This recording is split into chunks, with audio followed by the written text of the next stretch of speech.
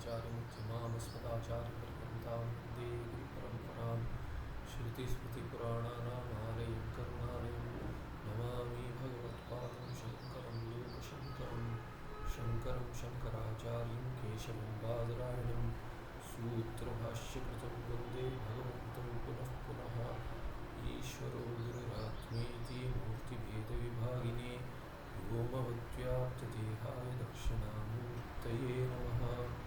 श्रीचिद्घनगणेशाय नमो मह्यं सुखनित्यं सप्रकाशं व्यापकं नामरूपयोः अधिष्ठानं बुद्धिबोध्यं बुद्धेर्तृप्यन्तु निर्मलम् अपारं सर्ववेदान्तवेद्यं प्रत्यक्षं महः तदेवाहन्नमुक्तोऽन्यद्विति मे निश्चिता मतिः।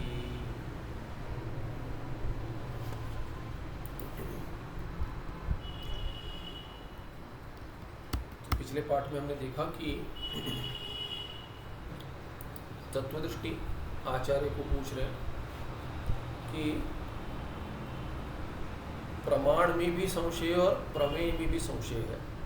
कि प्रमाण में क्या संशय है कि द्वैत वाक्य भी आते हैं ज्ञान कांड में, और कर्म और उपासना तो है ही, उसमें तो भेद प्रतिपादित किया गया है। भेद के बिना कर्म संभव नहीं होगा और उपासना भी भेद के बिना संभव नहीं होगा। इसीलिए अगर ऐक्य में तात्पर्य हो श्रुति का, तब कर्म उपासना और द्वैत ज्ञान कांड सब क्या हो जाएंगे, व्यर्थ हो जाएंगे।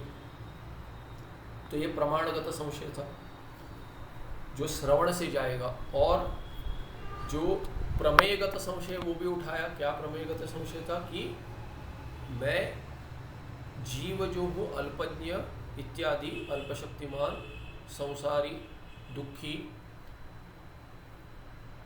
ब्रह्म कैसे हो सकता हूँ जो सर्वज्ञ, सर्वशक्तिमान, नित्य मुक्त है इत्यादि धर्म विरोध से कह दिया। स्वप्न तुल्य हो तो भी मुझ में स्वप्नवत मिथ्याभूत संसार दिख रहा है, संसार का प्रतिभान हो रहा है। वही प्रतिभाति संसार मिथ्याभूत है हो, मिथ्याभूतो भी प्रतिभाति, पर ईश्वर में तो ऐसा नहीं है, ब्रह्म में।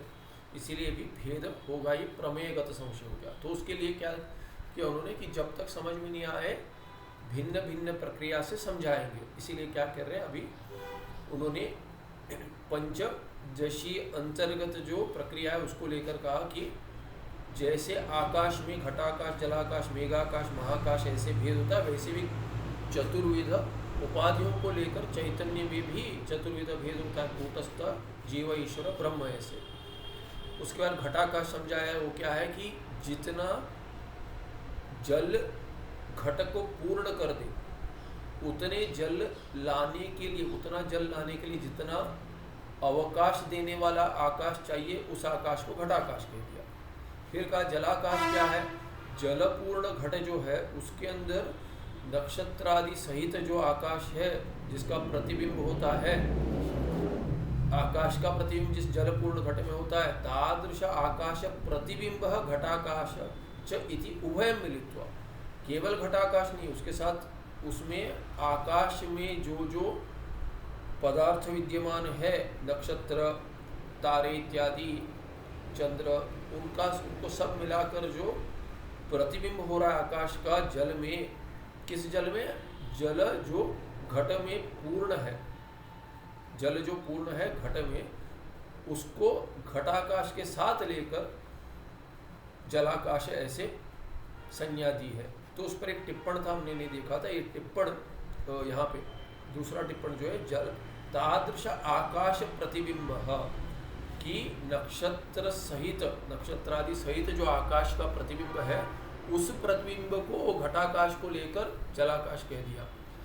तो उस पर टिप्पण में कहते हैं, टिप्पणकार कहते हैं जलपूरित घटे दृश्यमान आकाश प्रतिबिंब।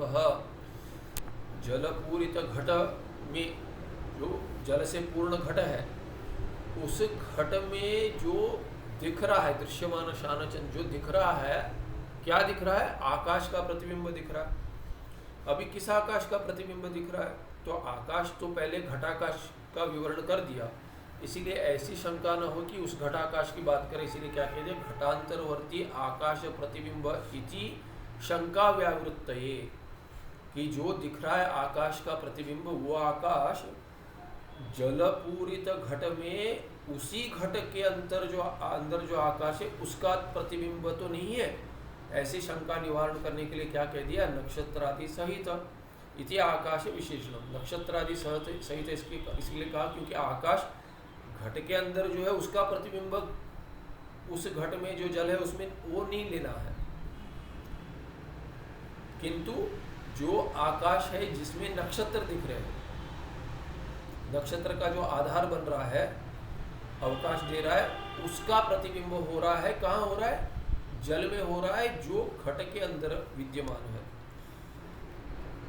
ये कह दिया। अभी क्या कहते हैं आगे, अभी जलम बिना प्रतिबिंब असंभवात, कि जल के बिना तो प्रतिबिंब आकाश में आकाश का प्रतिबिंब नहीं होगा, जल के बिना संभव नहीं होगा। इसीलिए क्या कह दिया, उस आकाश जो जलाकाश जो कह दिया उसको क्या है, उसमें आकाश का प्रतिबिंब हो रहा है। और इसीलिए केवल आकाश तो नहीं ले सकते, अगर आकाश लेंगे तो जल में कैसे आकाश दिखेगा, कौन सा आकाश, जल जो जल में नहीं, जल के बिना घट के अंदर जो आकाश है उस आकाश को नहीं देख रहे हम। क्या देख रहे हैं कि नक्षत्र सहित आकाश को देख रहे हैं। नक्षत्र सहित आकाश तो कब दिखेगा, प्रत्यक्ष कब होगा, जब आप ऊपर देखेंगे। पर देख रहे घट के अंदर, घट के अंदर जब देख रहे तो वो आकाश कैसे दिखेगा, वो आकाश तो तब दिखेगा जब जल होगा और जल में प्रतिबिंब होगा। इसीलिए जो जलाकाश कह रहे हैं वो प्रतिबिंब, उसमें प्रतिबिंब तो जल के बिना संभव नहीं होगा। इसीलिए जलाकाश जो कह दिया वो क्या है कि जल में प्रतिबिंबित आकाश है और इसीलिए जल के सहित ही है, प्रतिबिंब सहित घटाकाश कह दिया। इसीलिए कहते हैं अपिच जलम बिना प्रतिबिंब से असंभव, प्रतिबिंब तो संभव नहीं होगा जल के बिना, क्योंकि घट में तो बिना जल के तो प्रतिबिंब नहीं होगा नक्षत्र सहित आकाश का। इसीलिए आकाश प्रतिबिंब इत्यनेन घटस्थ जल सहित आकाश प्रतिबिंबो ग्राह्य। इसीलिए क्या कहते हैं, जो भी आकाश प्रतिबिंब कह दिया है, यहाँ पे आकाश प्रतिबिंब कह दिया, तो तादृश आकाश प्रतिबिंब ऐसे कह दिया। तो तादृश आकाश प्रतिबिंब माने क्या, कौन सा आकाश प्रतिबिंब, तो आकाश का प्रतिबिंब जो भी कह दिया इत्यनेन, इस शब्द से क्या अर्थ लेना चाहिए, घटस्थ जल सहित आकाश प्रतिबिंब ग्राह्य, कि वो जो आकाश का प्रतिबिंब है, प्रतिबिंब जब भी कहते थे कि प्रतिबिंबवाद, उदाहरण तो ये दे दिया, किंतु क्या होगा, इसको अभी उदाहरण में कहेंगे कि ब्रह्म का, शुद्ध ब्रह्म का ही प्रतिबिंब हो रहा है, जिसको जीव कहेंगे। तो केवल प्रतिबिंब को जीव कहेंगे क्या, जब भी कहते प्रतिबिंब है, जीव जो है प्रतिबिंब है, जब भी कहते हैं जीव प्रतिबिंब है तो उसका अर्थ ये नहीं है कि चैतन्य है ही नहीं, चैतन्य सहित ही होगा, और ऐसा भी नहीं है कि अंतःकरण के बिना होगा। इसीलिए अंतःकरण चैतन्य दोनों का ग्रहण हो जाएगा। जब भी कहेंगे अंतःकरण में जो प्रतिबिंब है वो जीव है। प्रतिबिंबवाद में जब भी प्रतिबिंब जीव है करके कहते हैं तो केवल प्रतिबिंब नहीं है, चैतन्य भी है, अंतःकरण भी है। क्यों, अंतःकरण के बिना प्रतिबिंब संभव नहीं होगा। जैसे यहाँ जल के बिना नहीं होगा, वैसे जल माध्यम है, वैसे ही अंतःकरण माध्यम है अभिव्यक्ति के लिए चैतन्य की। और चलिए अंतःकरण है, मान लीजिए अंतःकरण है, अभी अंतःकरण हो इसका अर्थ ये नहीं कि प्रतिबिंब हो जाएगा, प्रतिबिंब के लिए बिंब भी चाहिए, इसलिए बिंब चैतन्य ही है वस्तुतः। और प्रतिबिंब आगे सिद्ध होगा कि प्रतिबिंब तो बिंब से भिन्न है ही नहीं, क्योंकि हमने पहले देखा था कि दर्पण में भी जब ये आप अपना प्रतिबिंब देख रहे हैं, आप बिंब हो, और प्रतिबिंब अगर आपसे भिन्न होता, प्रतिबिंब में आप देख रहे हो अगर आपसे भिन्न होता, तो आप जो मुख, अगर मुख में कुछ लगा हुआ है ऐसे देख रहे हो, साफ कर रहे हो, उस पर साफ करते। प्रतिबिंब में दिख रहा है, प्रतिबिंब में क्यों साफ नहीं कर रहे हो आप, दर्पण में तो साफ नहीं कर रहे हो, प्रतिबिंब में अपने में साफ कर रहे हो। क्यों, क्योंकि आप जो प्रतिबिंब देख रहे हो वो आपसे भिन्न है ही नहीं, बिंब से भिन्न है ही नहीं, उसका अस्तित्व ही नहीं है, बिंब ही अस्तित्व है उसका। ये प्रतिबिंबवाद है। इसीलिए जब भी आप प्रतिबिंब देखकर अगर तिलक लगा रहे हो माथे पर, तो प्रतिबिंब के माथे पर नहीं लगा रहे हो, अपने माथे पे लगाओ, वो प्रतिबिंब में लग जा रहा है। प्रतिबिंब पर जो ही लगाओगे तभी अपने में नहीं लगेगा, दर्पण में लगाओगे तो अपने में नहीं लगेगा। ये तो मैंने बच्चा भी समझ जाएगा। फिर भी ऐसा भेद करते हैं, अरे प्रतिबिंब तो बिंब से हटकर है, नहीं है। तो प्रतिबिंब का अस्तित्व बिंब के बिना नहीं है। इसीलिए प्रतिबिंब क्या है, आभासवाद में मिथ्या कहेंगे, पर प्रतिबिंब जो है उसके उदाहरण से क्या समझ में आता है, आभास नहीं हो रहा है उसका। दर्पण में जो दिख रहा है उसका आभास नहीं है चैतन्य का, पर वो प्रतिबिंब जो है वो बिंब ही है, बिंब से भिन्न है ही नहीं। इसीलिए अपने आप पर तिलक लगा रहे हैं, अपने मुख को साफ कर रहे हैं। जो शुद्धता ला रहे हैं वो प्रतिबिंब में नहीं ला रहे, दर्पण की शुद्धता कर रहे हैं। उससे जो प्रतिबिंब शुद्ध दिख रहा है या प्रतिबिंब में कुछ खोट दिख रही है, तो हम अपने मुख बिंब पर साफ करते हैं, शुद्धता लाते हैं, उससे प्रतिबिंब शुद्ध हो जाता है, क्योंकि प्रतिबिंब बिंब ही है। ये आगे सिद्ध होगा प्रतिबिंबवाद में। तो इसमें अभी प्रक्रिया में समझाते हैं कि आकाश प्रतिबिंब जो है, ये शब्द कह दिया, इसका अर्थ क्या है? इसका अर्थ घटस्थ जल सहित आकाश प्रतिबिंब ग्राह्य। आकाश का प्रतिबिंब कह दिया, तो आकाश माने उदाहरण में चैतन्य, चैतन्य का प्रतिबिंब ब्रह्म चैतन्य, और वो अंतःकरण के बिना संभव नहीं है। इसीलिए क्या है कि घटस्थ जल सहित, अंतःकरण सहित उदाहरण में आकाश प्रतिबिंब ग्राह्य। ये हो गया टिप्पण जो रह गया था कल के पाठ में। उभय मिलित्वा, दोनों को मिलाकर क्या जलाकाश ऐसी संज्ञा दी दी इस प्रक्रिया में। अभी इस पर एक पूर्व पक्ष उठाते, ननु आकाशस्य प्रतिबिंबः न युज्यते। अभी ये क्या है कि देखिए, प्रतिबिंबवाद और आभासवाद जो है दोनों में थोड़ा भेद है, किंतु प्रतिबिंबवाद लेंगे। प्रतिबिंबवाद पर भामतिकारी विवरण का पक्ष जो है उस पर शंका उठाते, कौन? वेदांती उठाते। कौन वेदांती? भामतिकार, जो घटाकाश और मठाकाश को लेकर भेद समझाते हैं जीव और ब्रह्म में। तो जो अवच्छेदवाद है उनका वाद है अवच्छेदवाद। तो अवच्छेदवाद वाले जो है वो क्या आक्षेप करते हैं प्रतिबिंबवाद पर? उदाहरण लेकर ही पहले आक्षेप उठाते हैं। उदाहरण में चैतन्य का प्रतिबिंब कैसे होगा? चैतन्य तो निर्गुण है, गुण के बिना प्रतिबिंब संभव है क्या? देखिए, रूप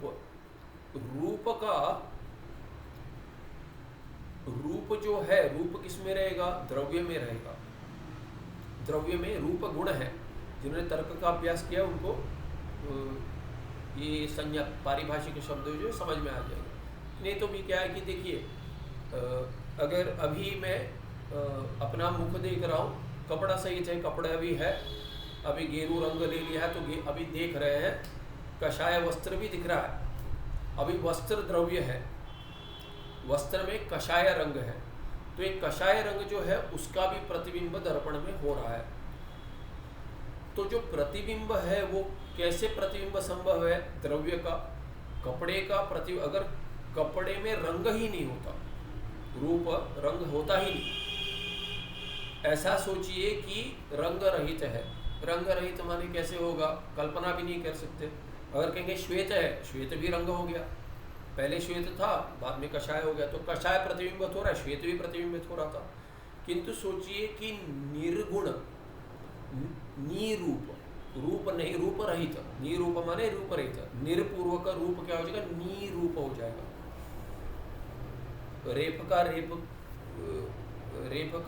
रेप के बाद लोप हो जाएगा रोरी से, उसके बाद दीर्घ हो जाएगा, निर को नीर हो जाएगा, इकार को ईकार हो जाएगा, ढ्रलोपे पूर्व से दीर्घ। हाँ, तो निर और रूप मिलकर क्या हो जाएगा? नीरूप करके उसका निर्रूप, उसका नीरूप हो जाएगा। नीरूप माने रूप रहित। निर्गतानि रूपाणि अस्मात् या निर्गतम रूपम यस्मात् सह नीरूपः। तो नीरूप क्या है? प्रतिबिंब। तो प्रतिबिंब भी नीरूप, प्रतिबिंब बिंब, बिंब नीरूप। अगर बिंब नीरूप होगा, रूप रहित होगा, तो उस वस्त्र का प्रतिबिंब हो पाएगा क्या? आप कल्पना करके देखिए कि रूप है ही नहीं, तो प्रतिबिंब जो वस्त्र क्यों प्रतिबिंब होता है? वस्त्र द्रव्य तो प्रतिबिंब नहीं ले रहा है, वैसे द्रव्य करके मान लेते हैं, पर प्रतिबिंब जो है आपको दिख रहा है कषाया। जैसे अभी वैज्ञानिक भी क्या कहेंगे कि जो ग्रहण हो रहा है इंद्रियों द्वारा वो तो प्रकाश है, जो रंग दिख रहा है वो भिन्न भिन्न बैंडविड्थ के, वेवलेंथ के, भिन्न भिन्न फ्रीक्वेंसी माने वेवलेंथ वो रिफ्लेक्ट हो रहे हैं।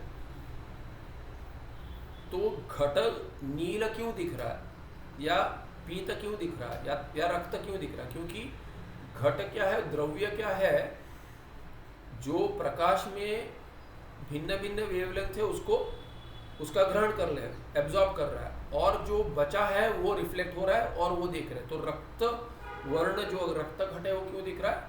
क्योंकि वो जो रक्त वर्ण जो फ्रीक्वेंसी वेवलेंथ है उसका वो रिफ्लेक्ट हो रही है और वो उसका ग्रहण हो रहा है। और हम क्या कहते हैं कि अरे रक्त घट है, घट तो यहाँ तक नहीं पहुँच रहा है। जो हमने प्रक्रिया वेदांत प्रक्रिया से इंद्रिया वहां तक पहुंच जाती है, हम कहते हैं कि घट दिख रहा है, तो घट का भी ग्रहण हो रहा है वेदांत प्रक्रिया में। वेदांत प्रक्रिया में घट भी प्रत्यक्ष हो रहा है, घट में रूप है वो भी प्रत्यक्ष हो रहा है, घटत्व प्रत्यक्ष हो रहा है, नैयायिक कहेगा। किंतु वैज्ञानिक क्या कहते हैं कि घट वस्तुता नहीं दिख रहा है, वो रूप दिख रहा है, रक्तवर्ण दिख रहा है। कैसे दिख रहा है? क्योंकि वो रंग जो है उसका वो जो प्रकाश है, जो प्रकाश में रंग है, रक्त रंग जो प्रकाश में है, प्रकाश में सभी रंग है, उसमें से केवल रक्त रंग आपको दिख रहा है, क्योंकि वही प्रकाश घट पर गिरकर प्रकाश जो आ रहा है वो केवल रक्त वर्ण का प्रकाश आपके नेत्र तक पहुंच रहा है, ये वैज्ञानिक कहेंगे। तो इसीलिए क्या है कि द्रव्य का ग्रहण तो वस्तुतः नहीं हो रहा है, ऐसे पूर्व पक्षी आक्षेप करेगा।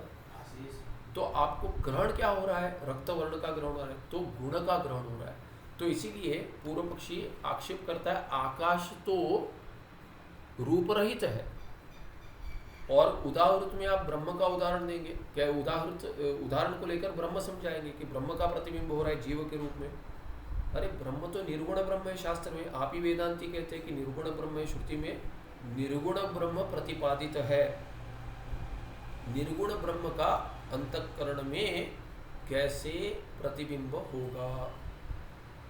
ऐसे भामतिकार या अवच्छेदवाद वाले आक्षेप लगाते प्रतिबिंबवाद पर। ये उदाहरण में क्या है आक्षेप, वही समझने के लिए उदाहरण में क्या है, ननु आकाशस्य प्रतिबिंबो न युज्यते।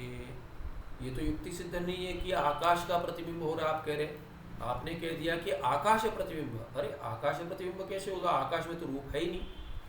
किंतु केवल नक्षत्रादि नाम एवं सयुज्यते। आप ये कह दीजिए कि नक्षत्र का जल जो है, घट में जो जल है उसमें नक्षत्र का प्रतिबिंब हो रहा है। आप नक्षत्रादि सहित आकाश प्रतिबिंबति करके कह रहे हैं, उसको आकाश प्रतिबिंब कह रहे हैं, उसके साथ घटाकाश को जोड़कर जलाकाश करके आपने संज्ञा दे दी। ये प्रक्रिया उदाहरण में चल नहीं रही है, क्योंकि आकाश का प्रतिबिंब ही नहीं होगा। नक्षत्रों का प्रतिबिंब, आपके नक्षत्र आदि दिख रहे हैं, चंद्र दिख रहा है, सूर्य दिख रहा है, तारे दिख रहे हैं। कहिए तारे दिख रहे हैं, दिन में तारे दिखते, वो नहीं तारे दिख रहे हैं माने जल में तारे दिख रहे हैं। किसी को दिन में तारे दिख जाते हैं तो कहते हैं कि ये नहीं, प्रत्यक्ष नहीं, बाकी जो कहते हैं कि दिन में तारे दिख रहे हैं, ऐसा हो जाएगा कि समझ नहीं आ रहे को दिन में तारे दिख रहे हैं, वेदांत समझ में नहीं आ रहे दिन में तारे दिख रहे कहेंगे, तो वैसा नहीं। तो उसका प्रतिबिंब हो रहा है कि ये आकाश का प्रतिबिंब तो संभव ही नहीं है। उसका प्रतिबिंब कैसे कह रहे? आपने संज्ञा ही कैसे दे दी? प्रतिबिंब आकाश का प्रतिबिंब कैसे का? ऐसे वाक्य में शब्द प्रयोग कैसे कर सकते हैं आप? क्योंकि ज्ञान उत्पन्न ही नहीं होगा कि आकाश प्रतिबिंब का अर्थ ही नहीं बनता करके ये पद है, आकाश प्रतिबिंब है, समास है, समस्त पद में शक्ति होती है, शक्ति से ग्रहण होता है अर्थ। तो पदार्थ माने पद का अर्थ, यही अर्थ है। पदार्थ माने पद का अर्थ। हम पदार्थ माने द्रव्य करके समझ लेते हैं, पर द्रव्य क्योंकि वो पद का अर्थ है। गो शब्द का अर्थ क्या है? गौ, ये जो गो व्यक्ति है वो अर्थ हो जाता है, पद का ही अर्थ है वो। इसीलिए वेदांती कहेगा कि मांडुक्य उपनिषद में आता है कि ओमकार में सभी अक्षर आ जाते हैं, सभी अक्षरों से ही पद बना है, शब्द बना है, सभी शब्द ग्रहण हो जाते हैं। और पद का अर्थ जो है शब्दार्थ, वो पद के अर्थ को ही पदार्थ कहते हैं। तो पदार्थ वस्तुतः द्रव्य ऐसे बाहर कुछ है नहीं, पद का ही अर्थ है, केवल उस शब्द का अर्थ है। बुद्धि में ऐसे कल्पना कर देते कि अरे ये ऐसे एक व्यक्ति है, द्रव्य है नहीं, क्योंकि वो भिन्न है ही नहीं शब्द से, इसीलिए शब्द ब्रह्म कह देते हैं, शब्द ब्रह्म। क्योंकि ये सब जो दिख रहा है वो सब क्या है, शब्द ब्रह्म ही है, केवल नाम मात्र है। रूप कह देते, रूप किसका, नाम लेने से रूप अंतःकरण में आ जाता है। अगर अर्थ पता है, अर्थ नहीं पता है तो रूप का ग्रहण तो होता ही नहीं। अगर कोई शब्द कह दिया, जागा जगी जी कुछ कह दिया, तो उसका तो कोई अर्थ नहीं, जागा जगी का क्या अर्थ है किसी को नहीं पता। तो अगर शब्द है, अर्थ नहीं आता, पदार्थ नहीं है, क्योंकि पद का अर्थ ही नहीं बनेगा तो द्रव्य पदार्थ मन में आएगा ही नहीं। इसलिए पदार्थ का क्या है, वस्तुतः अर्थ यही है, पदस्य अर्थ, पद का ही अर्थ है। जो हम पदार्थ माने बाहर ये पदार्थ कहते हैं। कन्नड़ा में तो पदार्थ माने क्या खाना बनाया उसको पदार्थ, पदार्थ क्या बनाया कहते हैं, खाने के उसको भोग पदार्थ, उसको पदार्थ कह देते हैं। तो भिन्न भिन्न ये रूढ़ी अर्थ हो गया, किंतु वस्तुतः व्युत्पत्ति अर्थ जो है वो यही है और वही मुख्य अर्थ है। अंततोगत्वा वेदांत में सिद्ध होगा कि रूप नाम से भिन्न ही नहीं, इसलिए नाम मात्र कह देते हैं, नाम से भिन्न ही नहीं, रूप कोई भी विषय है ही नहीं। तो ये संदर्भ में कह दिया, ननु आकाशस्य प्रतिबिंबो न युज्यते, इसका शब्द का अर्थ ही ग्रहण नहीं होगा। आप कह रहे आकाश प्रतिबिंब, आकाश का प्रतिबिंब संभव नहीं है, तो अर्थ कैसे बनेगा उसका। किंतु केवल नक्षत्रादि नाम एवं सह युज्यते, सह कहा युज्यते,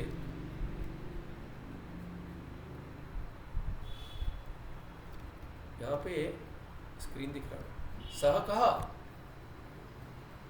आकाश, फिर से आकाशस्य है, सह आकाशस्य होगा कि तस्य में होगा, सह कहा, न युज्यते, युज्यते कहा न युज्यते, प्रतिबिंब न युज्यते, और सह युज्यते माने प्रतिबिंब युज्यते। तो आकाशस्य प्रतिबिंब न युज्यते और कह युज्यते, सह युज्यते माने नक्षत्रादीनाम सह युज्यते, नक्षत्रादीनाम एव सह युज्यते, सह का प्रतिबिंब। यहाँ पे अनुवृत्ति होगी प्रतिबिंब शब्द, केवल नक्षत्रादीनाम एव सह प्रतिबिंब युज्यते। किसका प्रतिबिंब योग्य नहीं है, जल में किसका प्रतिबिंब नहीं होगा, आकाश का नहीं होगा, तो किसका हो जाएगा, क्या योग्य है, नक्षत्र इत्यादि। तो नक्षत्र आदि के लिए अवकाश प्रदातृ तो आकाश हो गया, ठीक है, चलिए हम मानते हैं, पूर्व पक्षी कह रहा, पर जी प्रतिबिंब होगा तो भी आकाश का नहीं होगा, अधिकरण का नहीं होगा, अवकाश प्रदातृ आकाश का नहीं होगा। किंतु जिसको अवकाश दिया है नक्षत्र आदि को आकाश ने, वो नक्षत्र आदि तो रूप रहित नहीं है, गुण रहित नहीं है, नक्षत्र के तो गुण है, श्वेत दिख रहा है, कहीं कहीं पीला दिख रहा है, कहेंगे लाल दिख रहा है, जो भी कहते हैं ज्योतिष शास्त्र में, तो वैसे उसका प्रतिबिंब तो हो जाएगा। तो नक्षत्र आदि का प्रतिबिंब हो रहा है, कहिए आकाश सहित या आकाश का प्रतिबिंब करके मत कहिए करके पूर्व पक्षी आक्षेप कह रहा है। क्यों, रूपाभावात, रूप अभावात, किसमें रूप नहीं है, नक्षत्र आदि में तो है, आकाश में रूप तो नहीं है। तो रूप न होने के कारण क्या होगा, रूपाभावात न आकाशस्य प्रतिबिंब संभवति। तो प्रतिबिंब आकाश से प्रतिबिंब रूपाभावात, रूप न होने के कारण ये हेतु बनेगा किसके लिए, प्रतिबिंब का संभव न होने के लिए। प्रतिबिंब तो होगा ही नहीं क्योंकि रूप नहीं है, नक्षत्रों में रूप है, उनका प्रतिबिंब हो जाए, किंतु आकाश का तो प्रतिबिंब नहीं होगा क्योंकि उसमें रूप नहीं है। रूपवत ही प्रतिबिंब स्यात्, उसी को विधेय मुख से कह दिया, विधि मुख से कह दिया, निषेध मुख से कह दिया। यहाँ कहते हैं रूपवत, रूपवत क्या है, रूपवत क्या प्रातिपदिक वतुपंत है, वतु को वतु हो गया, वकार को वकार हो गया, तो रूपवान जो है कौन, प्रतिबिंब, तस्य रूपवतः, उस षष्ठी है, उस रूपवान जो प्रतिबिंब है, रूप वाला जो प्रतिबिंब है, रूपवत ही प्रतिबिंब, रूप वाला जो है उसी का ही प्रतिबिंब हो जाए। रूप वाला क्या, रूप वाला प्रतिबिंब नहीं, रूपवतः कस्य रूपवतः कस्यपि पदार्थस्य ये आकाशस्य रूपरहितस्य रूपाभावात् प्रतिबिंबः न संभवति, रूपवतः ही प्रतिबिंबः स्यात् संभवति। या स्यात् क्या है कि विधिलिंग है पर ये शक्यार्थी है, तो रूपवान जो है उसी का प्रतिबिंब संभव होगा। रूपवतः नक्षत्र से करके लीजिए, नक्षत्र रूपवान रूपवत नक्षत्रम नपुंसकलिंग तस्य रूपवतः नक्षत्रस्य ही प्रतिबिंब स्यात्, उसी का प्रतिबिंब होगा। नक्षत्र इत्यादि का चंद्र रूप वाला है, नक्षत्र रूप वाला है, तो उनका प्रतिबिंब संभव होगा, किंतु आकाश का तो नहीं होगा। तस्मात् न आकाश से प्रतिबिंब युज्यते इति चेत, ऐसे पूर्व पक्षी पूछता है। सिद्धांति कह रहा है न, इसी कारण से, क्योंकि क्या कारण है कि आकाश में रूप नहीं है, इसीलिए रूप वाले का प्रतिबिंब होगा, ये नियम है। रूप नहीं होगा तो प्रतिबिंब नहीं होगा, ऐसा नियम है। इसीलिए प्रतिबिंब आकाश का नहीं संभव होगा, आकाश का प्रतिबिंब संभव ही नहीं है। अगर ऐसे पूछे तो करके पूर्व पक्षी पूछ रहा है, सिद्धांत कहता है न इति चेत न, न माने ऐसा कोई नियम नहीं है। उदाहरण देंगे, जले आकाश प्रतिबिंब अनभ्युपगमे सति, अगर जल में आकाश का प्रतिबिंब प्रतिबिंब को आप नहीं मानेंगे, अनभ्युपगमे अगर नहीं मानेंगे, जल में नक्षत्रों का प्रतिबिंब मान रहे आप, पर आकाश सहित या आकाश का प्रतिबिंब नहीं मानेंगे। अगर नहीं मानेंगे तो क्या होगा, गोष्पद परिमाण का स्वल्प जले महागजादि परिमाण का गभीरतायाः प्रतिबिंबो न स्यात्। तो क्या होगा कहते हैं, थोड़े यहाँ पे शब्द है क्या, गोष्पद परिमाण का स्वल्प जले। तो सोचिए कि गाय चल रही है, ठीक है, गाय चल रही है, और क्या होगा, गाय चल रही है और गाय के अगर आपने पैर जो है वो क्या देखे हैं, तो क्या है कि उसमें जो शप होते हैं वो कड़क होते हैं, जैसे नाखून होते हैं हमारे, वैसे वो कड़क होता है। तो जब ये चलते हैं, हम जब चलते हैं केवल पैरों से, माने नंगे पैर जब भी चलते हैं, तभी उतना ज़्यादा मिट्टी पे क्या है कि दबाव नहीं गिरता, कि हम चलते हैं तो उतना अधिक नहीं गिरता। ऐसे अगर गीली मिट्टी है तो पद चिन्ह बन जाता है उसमें। तो सोचिए कि जब भी गाय चलती है, गाय भागती है, गाय चलती है, तभी उसमें तो क्या है कि खड्डे बन जाते हैं। तो सोचिए कि गीली मिट्टी है, कि गाय चल रही है, खड्डा बन गया, बारिश हो गई, उसमें थोड़ा पानी भर गया, उस पानी में प्रतिबिंब होगा कि नहीं होगा, उसमें भी प्रतिबिंब होगा। तो कह रहे हैं कि अगर आप आकाश का प्रतिबिंब पानी में नहीं मानेंगे, तो उदाहरण में कहते हैं कि गोष्पद परिमाण का स्वल्प जले, कि थोड़ा ही जल होगा, घट में जितना जल है, घट बड़ा है, नक्षत्र आदि का प्रतिबिंब हो रहा है बड़े घड़े में, तो कहते हैं गाय का पैर तो बहुत छोटा है। उदाहरण में कहते हैं कि गाय के पैर जितना, माने उसका सरकमफरेंस कितना है, गाय का पैर जितना है, पैर माने उसका जो पाद जो है, पैर माने लंबा पैर नहीं, पर उसका जो पाद है वो जहाँ गिरा है वहाँ पे जितना, उतना ही परिमाण का जल जो है, उतने में जो किसका प्रकाश हो रहा है। अभी कहते हैं कि गाय चली गई, स्वल्प जल है, परिमाणक करके कह दिया, कोई ये परिमाणक क्या है, गोष्पद परिमाणक स्वल्प जले। तो ये गोष्प, गाय का उदाहरण ले रहा हूँ, ये गोष्प का ये स्मरण नहीं आ रहा है, एक बार देख लेता हूँ कि त्रुटि ना हो जाए। गोष्प करके, गोष्पद करके कह दिया, पर एक बार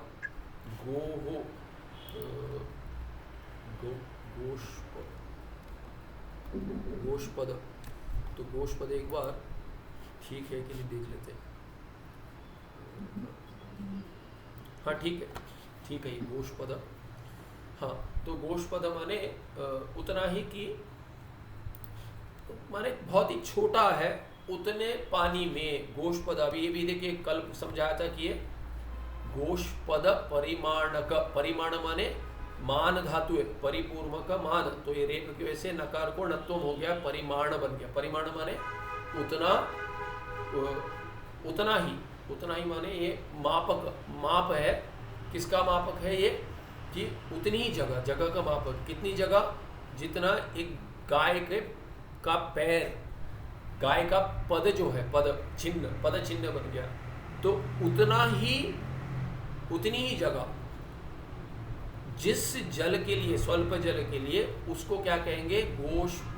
गोष्पद परिमाणकम जलम स्वल्प जलम। सो स्वल्प जलम अन्य पद हो गया, बहुरी हो गया, गोष्पद परिमाणकम।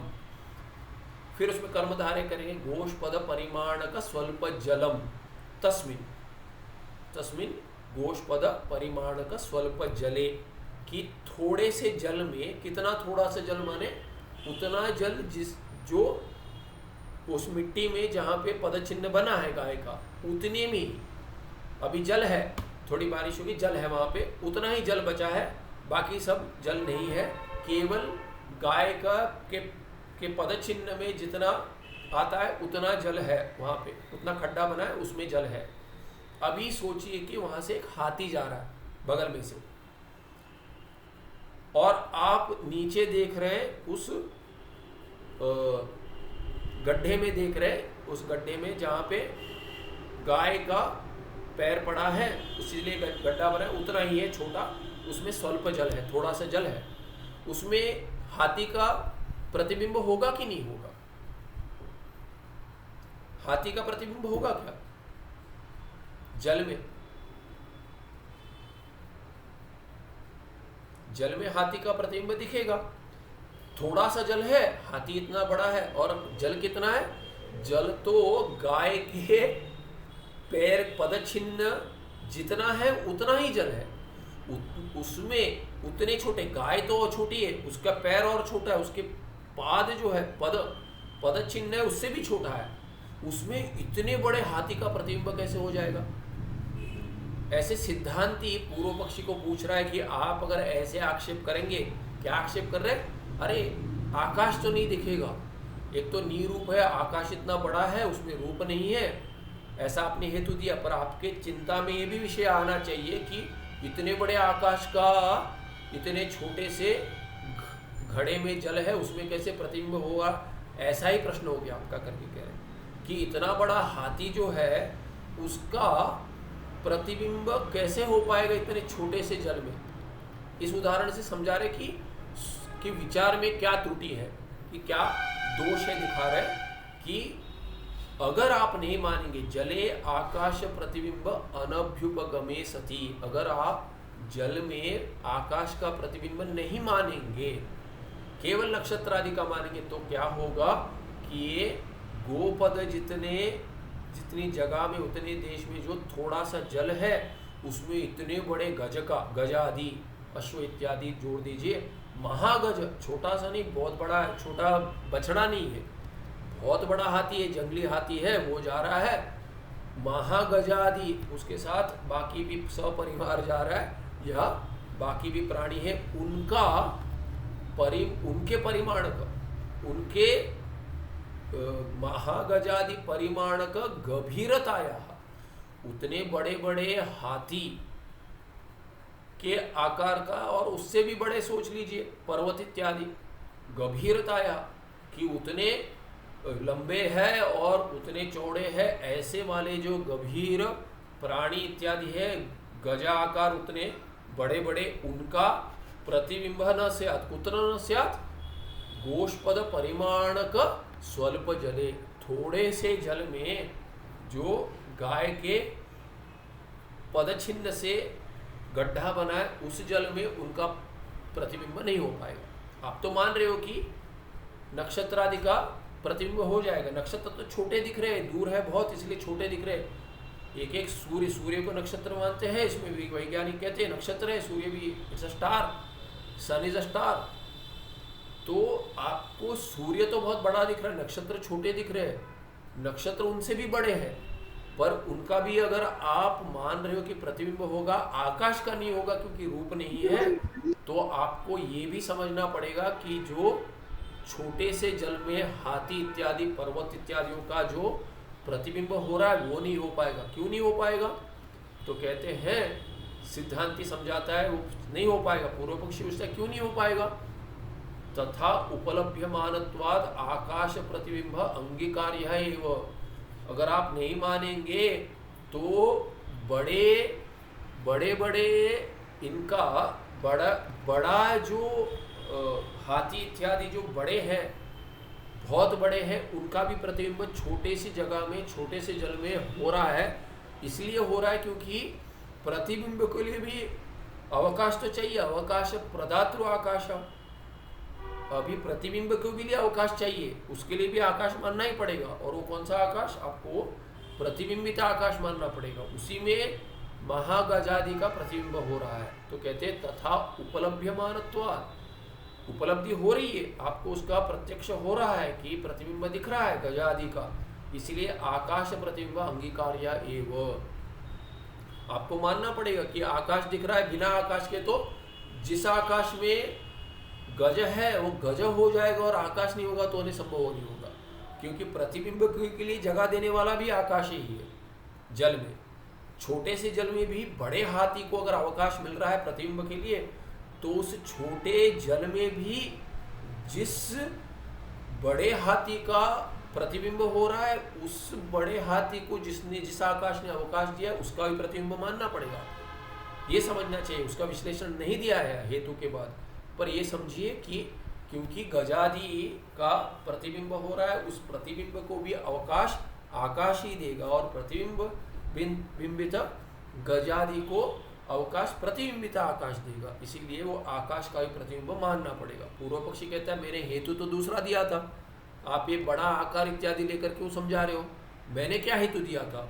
निरूपत्वात् हेतु दिया था उसने कि रूपाभावात्, रूप का अभाव होने के कारण। उस हेतु का क्या करेंगे?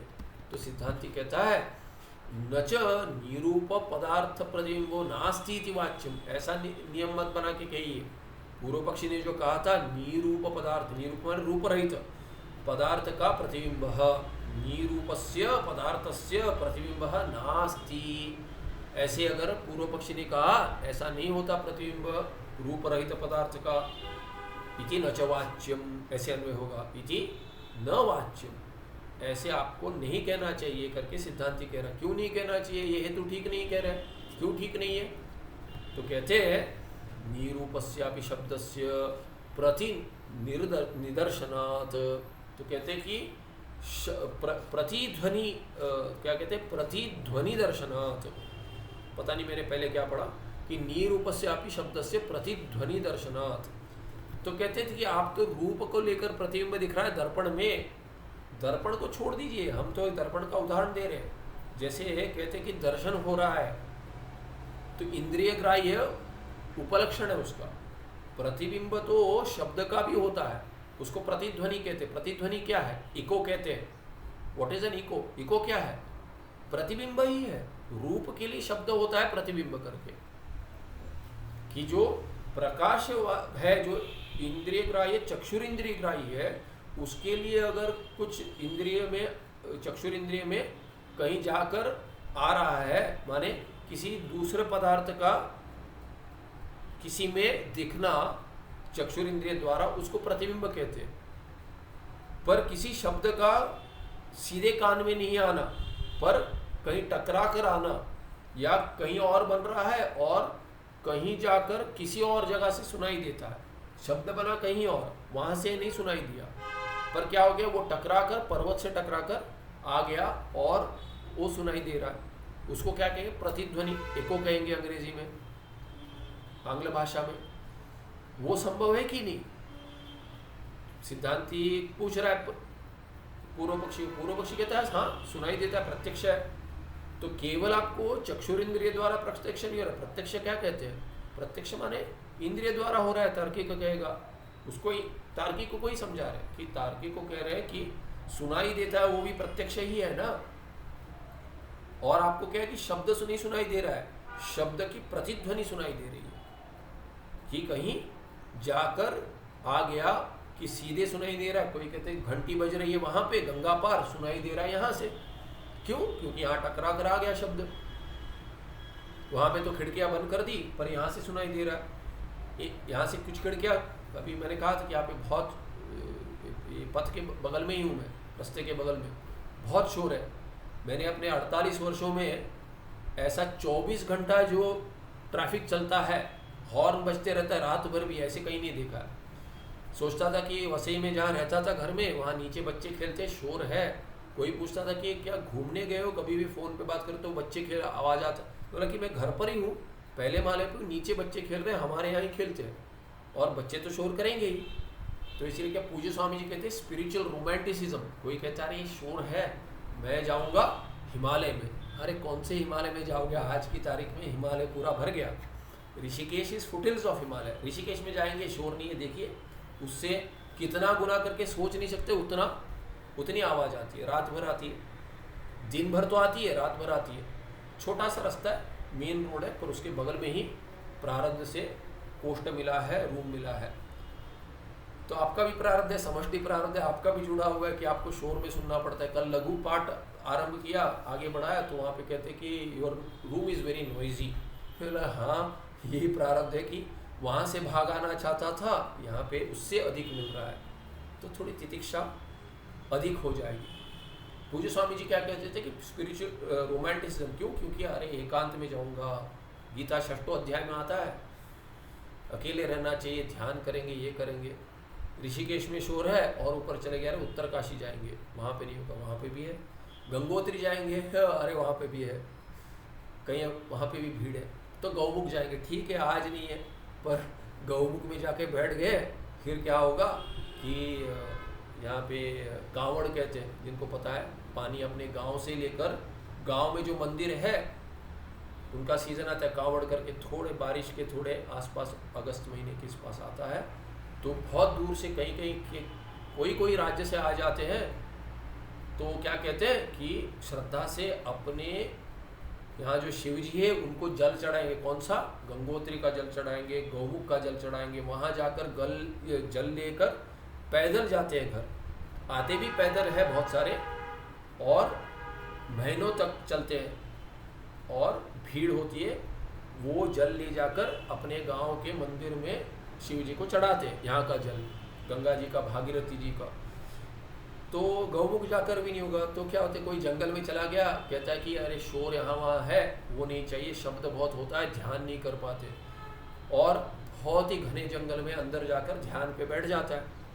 क्या कहता है, यहाँ पे भी ठीक नहीं है। क्यों? पक्षी शोर करते, पहले बताया होगा, पक्षी शोर कर रहे, ध्यान नहीं लग रहा है। तो भाई कैसे लगेगा? कहीं भी कुछ नहीं होगा, तो किसी को अनाहत नाद सुनाई देगा, वो उसको भी शोर ही कहेगा। अरे ध्यान नहीं लग रहा है, अनाहत नाद अंदर से हो रहा है, आवाज़ आ रही है। एज एन असाइड, क्यों? क्योंकि ये प्रतिध्वनि जो है ये तो सुनाई देगी, प्रत्यक्ष होगी, ये संभव होगा कि नहीं होगा?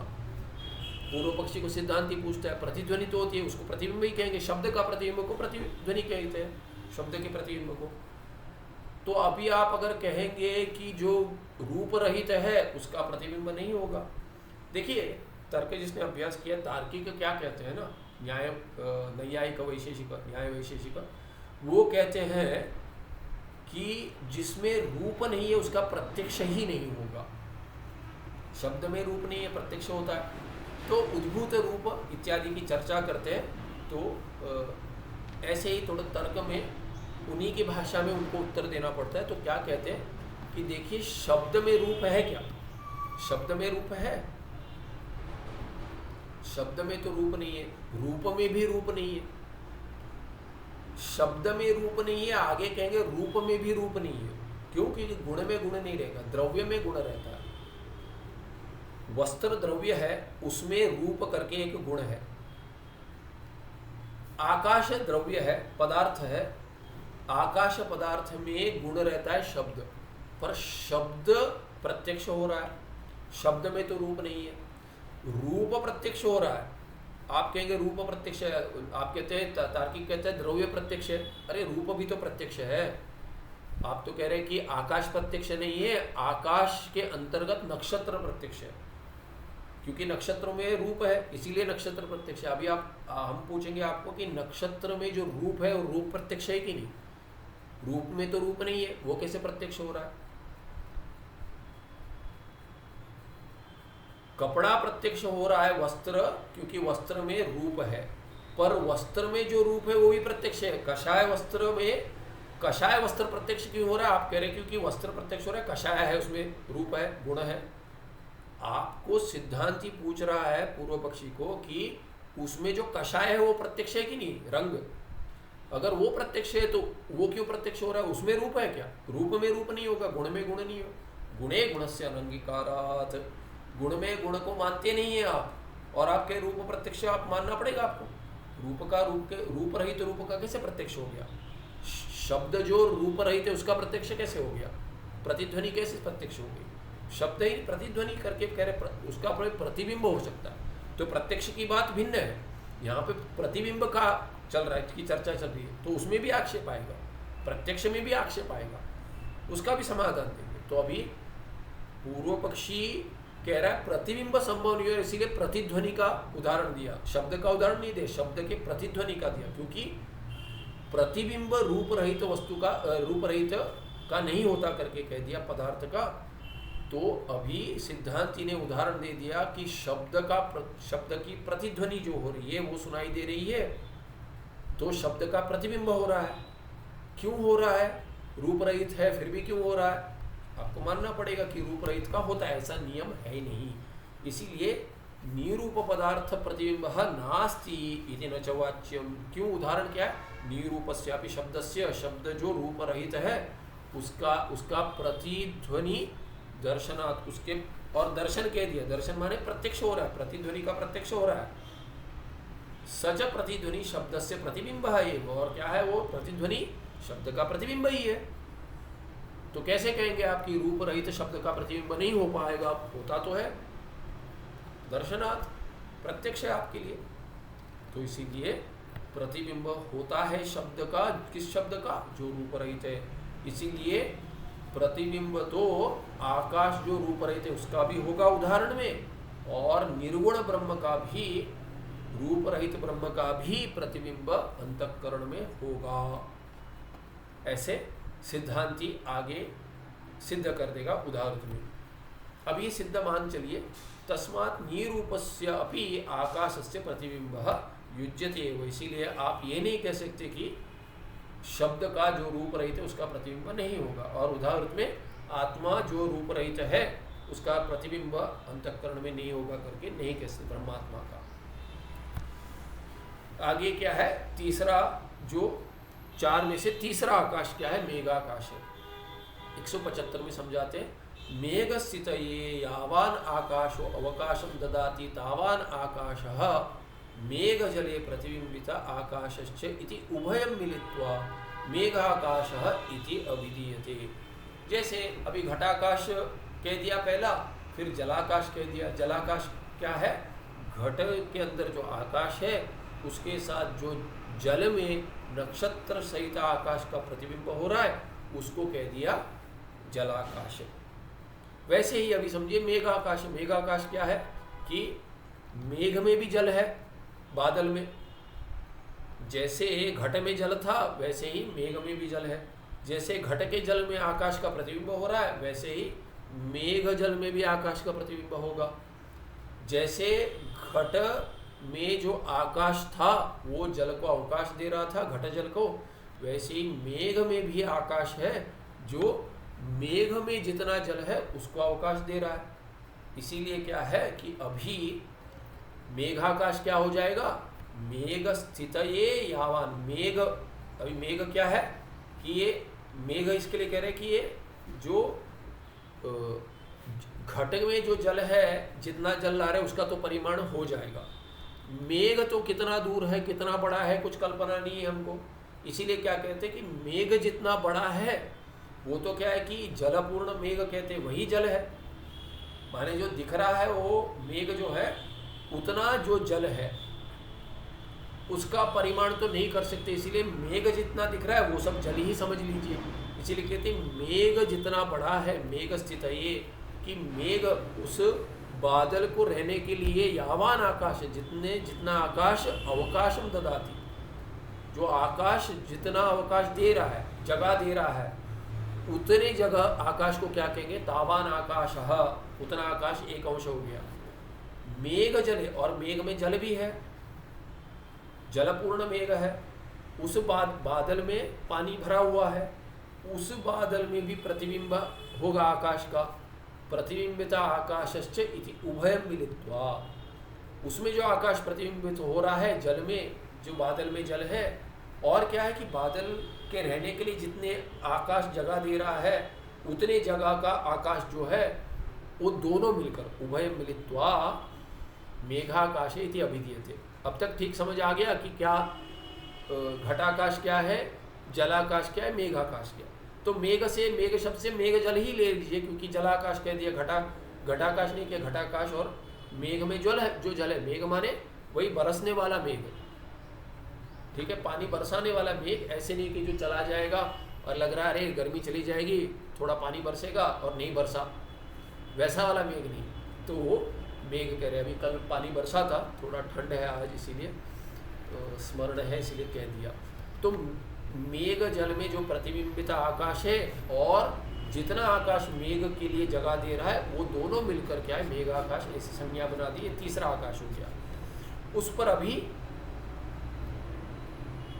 इस पर भी पूर्व पक्षी शंका उठा रहा है, ननु आकाशे अस्ति मेघ। क्या कह रहे हैं, मेघ कहाँ पर है, आकाश में ही मेघ है। जो बादल है वो कहाँ पर है, आकाश में ही है। अभी तो आप जो नक्षत्र सहित आकाश का प्रतिबिंब जल में दिखा रहे थे, घट जल में, वो उसी आकाश का है जिसमें मेघ स्थित है। तो आप कह रहे हैं कि यार आप ये मेघाकाश की जो संज्ञा बना रहे हो वो पहले सोचकर बनाइए। पूर्व पक्षी कह रहा है कि आकाश में ही मेघ है। हाँ, आकाश में मेघ तो है, ठीक है। तत्र मेघे जलम आकाश प्रतिबिंबश्च अस्ति इत्यत्र किम मानम इति चेत। तो वो क्या कह रहे, तत्र मेघे जलम आकाश प्रतिबिंबश्च अस्ति इति इत्यत्र किम मानम। बोलते प्रमाण क्या है कि आकाश में तो मेघ है और आप क्या कह रहे, उस मेघ में जल है। यहाँ बैठकर आप कल्पना कर रहे हैं क्या, बैठकर कि वहाँ पे मेघ दिख रहा है, वो तो आकाश में, पर आप क्या कहें उस मेघ में जल है और उस जल में आकाश का प्रतिबिंब हो रहा है। किस आकाश का, उसी आकाश का जिसमें मेघ बैठा हुआ है। बादल जिस आकाश में है, यहाँ तो ठीक है कि आकाश में बादल है, ये तो सभी को समझ में आता है, दिखता है, प्रत्यक्ष बच्चे को भी दिखता है। पर आप तो कह रहे उस मेघ में जल है और उस जल में उसी आकाश का प्रतिबिंब भी मान रहे। इसके लिए क्या प्रमाण है, किम मानम माने किम प्रमाण। प्र जोड़ देंगे तो रेफ से नकार कोणत्व हो जाएगा, उसी को प्रमाण कहे, प्रपूर्वक मान प्रमाण बन जाता है। तो किम मानम किम प्रमाणम इति चेत, अरे प्रमाण ही नहीं है, किम मानम प्रमाण है नहीं इसका अर्थ। तो इति चेत, तो ये आक्षेपार्थे किम है, किम माने वो आक्षेप करना संभव ही नहीं है, इसमें मान ही नहीं है। या प्रश्नार्थी भी पूछ सकते हैं, इसमें प्रमाण क्या है, ऐसा भी प्रमाण क्या समझाइए, ऐसा भी पूछ सकते हैं। यद्यपि मेघे जलस्य आकाश प्रतिबिंबस्य च न प्रत्यक्षता ग्रहणम अथापि अनुमानेन ग्रहणम संभवती एव। ठीक है, आकाश में मेघ तो प्रत्यक्ष हो रहा है, बादल है, ये आप मान रहे हैं, सिद्धांति कह रहा है, पर उसमें जल है और जल में प्रतिबिंब है, ये आप सोच रहे, कल्पना कर रहे। ये कल्पना क्या है कि अनुमान सिद्ध है, प्रत्यक्ष में तो नहीं दिख रहा है जल है और जल में आकाश है, पर उसी मेघ से हमने देखा है कि पानी बरसता है, देखा है। अगर आप पहाड़ पे चढ़ेंगे तो बहुत ऊपर जाएंगे, गौमुख का की बात चर्चा हुई थी, गौमुख से ऊपर जाएंगे तपोवन, तपोवन तो it is above the tree line, वहाँ पे वृक्ष नहीं है, वृक्ष के ऊपर आता है, तो बादल भी आ जाते हैं। कभी टेंट लगा दिया, टेंट के अंदर ही बादल चला जाता है ना, बादल का अंश ऐसे, तो बहुत ठंडा लगता है। कहते हैं ना विद इन दी क्लाउड, जिन्होंने कुछ जाते हैं वो रोपवे वगैरह लगा है उसमें जाते हैं, बादलों के उतने ऊपर भी है कुछ, या बादल और नीचे आ जाते तो वो वैसा भी होता है। वहीं पे समझिए कि लाइटनिंग हो गया तो समाप्त, नीचे आने की आवश्यकता भी नहीं है, वहीं पे बिजली लग जाएगी तो वहीं पे जीवन मुक्ति से पहले विदेह मुक्ति हो जाएगी। तो ये क्या है कि वो बादल में पानी है, वो ही उससे प्रत्यक्ष भी हो सकता है, किसी किसी हो सकता है, पर यहाँ पे अनुमान प्रमाण से थे वही बादल बरसता है, वो तो प्रत्यक्ष है कि नहीं, पानी बरसता है, उसी बादल से बरसता है। आप देखते हैं मेघ है उससे पानी बरस रहा है, वो तो प्रत्यक्ष है। उसके लिए तो आप कुछ ये नहीं कहते अरे नहीं यहाँ से आ रहा है वहाँ से आ रहा है आकाश से बरस रहा है, नहीं, प्रत्यक्ष दिख रहा है। मेघ है तभी बारिश आ रही है, बिना मेघ के आपने नहीं देखा तो मेघ से पानी बरस रहा है ये मान रहे, बिना अंदर हुए कैसे मेघ से पानी बरसता है, तो इसलिए जल उसके अंदर ही अनुमान लगा सकते हैं। और जैसे जहाँ जहाँ जल है वहाँ प्रतिबिंब हमने देखा है, जल तो माध्यम है प्रतिबिंब, तो ये अनुमान लगाते वहाँ पे अगर जल है नहीं बरस रहा है वहाँ पर है तो उसमें प्रतिबिंब होना चाहिए, ये अनुमान लगा सकते हैं। इसीलिए कहते हैं यद्यपि मेघे जलस्य आकाश प्रतिबिंब से दोनों का आकाश जो प्रतिबिंबित है किसमें, जल में, कौन से जल में, मेघ में जो है, तो मेघ में जो जल है उसके लिए प्रत्यक्ष प्रमाण तो नहीं हम मानते पर अनुमान से सिद्ध होगा, और आकाश उस जल में प्रतिबिंबित होगा उसके लिए भी प्रत्यक्ष प्रमाण नहीं हम मानते पर अनुमान से सिद्ध हो जाएगा। न प्रत्यक्षता ग्रहणम अथापि, फिर भी क्या है, यद्यपि अथापि तथापि अनुमानेन ग्रहणम संभवती है, अनुमान से तो ग्रहण माने ग्रहण किसका, जल मेघ में है और उस जल में आकाश का प्रतिबिंब है, इसका ग्रहण माने इसका ज्ञान, यहाँ पे ग्रहण माने ज्ञान, यहाँ पे ज्ञान अर्थ में कि ग्रहणम संभवती, अनुमानेन ग्रहणम, कस्य ग्रहणम, न तो जलस्य न ही प्रतिबिंबस्य, प्रत्यक्षतः ग्रहणम माने प्रत्यक्ष से ज्ञान संभव नहीं होगा पर अनुमान से ग्रहण हो जाएगा, माने अनुमान से ज्ञान उत्पन्न हो जाएगा। तथा ही, वही क्या कह रहे हैं, तथा ही मेघात जलवृष्टि दर्शनात्, कैसे अनुमान लगाया आपने, उसका विश्लेषण कर रहे कि मेघात जलवृष्टि दर्शनात्, कि मेघ से बादल से वर्षा होती है आपने तो प्रत्यक्ष में देखा है, प्रत्यक्ष प्रमाण द्वारा ग्रहण किया है, उसका ज्ञान उत्पन्न हुआ है। तत्र जलम स्थिति अनुमीयते, इसीलिए क्या है कि उसी बादल में जहाँ से वर्षा होते देखा आपने पानी बरस रहा, उसमें पानी तो मानना पड़ेगा, तो ये अनुमान से सिद्ध हो रहा है। यदि मेघे जलम न स्यात् तर्हि ततो जलवृष्टिर् न स्यात्, ये वेदांती क्या प्रमाण लगा रहा है, किसी को पता है ये, यदि मेघे जलम न स्यात् तर्हि ततो जलवृष्टिर् न स्यात्, इसको क्या कहते हैं, कौन सा प्रमाण है, वेदांती के 6 प्रमाण हैं, कौन सा प्रमाण में ग्रहण होगा, इसका अंतर्भाव होगा, नेति नेति, हाँ नेति नेति करके, नहीं ग्रहण जो है ये प्रमाण, नेति नेति प्रमाण नहीं, वाक्य, ये आपको सुनाई दे रहा था कि इतना देर, लगता है मेरा ये ईयरफोन प्लग नहीं था ठीक से, था ना, शब्द ठीक आ रहा है, हाँ क्लियर है। तो ये नहीं, ये जो प्रमाण है प्रत्यक्ष अनुमान इत्यादि जो प्रमाण है, 6 प्रमाण है वेदांती के ना, उसमें कौन सा प्रमाण बता रहे हैं, यदि मेघे जलम न स्यात् तर्हि ततो जलवृष्टिर् न स्यात्, कौन सा प्रमाण है ये, अर्थापत्ति, अर्थापत्ति प्रमाण है, अन्यथा अनुपपत्ति दिखा रहे, यदि मेघे जलम न माने यदि, ये क्या उदाहरण है अर्थापत्ति के लिए, पीनः देवदत्तस्य, पीनो देवदत्तस्य, पीनो देवदत्ता, देवदत्ता मोटा है थोड़ा, रात्रि भोजनम विना, अन्यथा अनुपत्ति दिखा रहे, रात्रि भोजनम विना देवदत्तस्य पीनत्वम, कौन सा देवदत्त का अन्यथा अनुपत्ति कैसे के, दिवा अभुंजानस्य, जो दिन में नहीं खा रहा है वैसे देवदत्त का मोटापा क्या है कि रात्रि भोजनम विना न संभवित, कि रात देखिए, ये इसको समझने के लिए क्या है कि रात को जो नहीं खाता है वो मोटा नहीं होगा, ऐसा नहीं है, दिन में जो नहीं खा रहा है वो रात को नहीं खाएगा तो मोटा नहीं रहेगा, इसलिए दिवा अभुंजानस्य अन्यथा अनुपपत्ति, रात्रि भोजनम विना, क्या, देवदत्तस्य दिवा अभुंजानस्य देवदत्तस्य पीनत्वम न संभवति, तो यही कह रहे कि यदि मेघे जलम न स्यात् तर्हि ततो जलवृष्टिर्न स्यात्। इसको तो क्या है कि अर्थापत्ति के अनुमान भी कह रहे हैं, क्योंकि तार्किक तो अनुमान कहेगा, अनुमान में भी अंतर्भाव होता है अर्थापत्ति प्रमाण का, वो भिन्न प्रमाण नहीं मानते। तो ये क्या कहते हैं, मेघ में अगर जल न होता तर्हि ततो जलवृष्टिर्न स्यात्। किंच मेघस्थम जलम आकाश प्रतिबिंब विशिष्टम स्वच्छ द्रव्यत्वात् दर्पणादिवत करके एक व्याप्ति से अनुमान दिखाते। क्या कह रहे हैं, मेघस्थम जलम आकाश प्रतिबिंब विशिष्टम। तर्क जिसने अभ्यास किया है या ये वाक्य समझ में आ रहा है क्या, पर्वतो वन्यमान धूमवत्वात् यथा पाकशाला में, या तो पाकशाला वन्यवत।